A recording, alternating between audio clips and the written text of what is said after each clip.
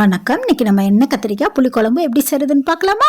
அதுக்கு ஒரு கடாயில் 4 ஸ்பூன் எண்ணெய் ஊற்றி ஒரு 6 கத்திரிக்காய் நான் அரிஞ்சு சேர்த்துக்கிட்டேன் முழுசாக. இப்போ நல்லா கத்திரிக்காய் வதக்கி எடுத்துக்கலாம். எடுத்தோன்னா அதே எண்ணெயில் தாளிப்பு வடகம் சேர்த்து தாளிச்சுக்கலாம். வடகம் நல்லா பொரிஞ்சதுக்கப்புறம் ஒரு 5 பல் பூண்டு, ஒரு 6-7 பல் சின்ன வெங்காயம், ஒரு கொத்து கருவேப்பிலை போட்டு வதக்கிக்கலாம். இங்கே ஒரு பெரிய தக்காளி, ஒரு பெரிய வெங்காயத்தை மெலிசா அரிஞ்சு மிக்ஸி ஜாரில் அரைச்சி இப்போ வெங்காயமும் பூண்டு வதங்கினோன்னா அதையும் சேர்த்துக்கலாம். சேர்த்துட்டு அது கொதி வரப்போ புளி தண்ணி, ஒரு லெமன் சைஸ் புளி கரைச்சி வச்சுருக்கேன், அந்த தண்ணி சேர்த்துக்கலாம். அடுத்தது நம்ம மிளகாத்தூள், மல்லித்தூள், மஞ்சத்தூள், உப்பு சேர்த்துக்கலாம்.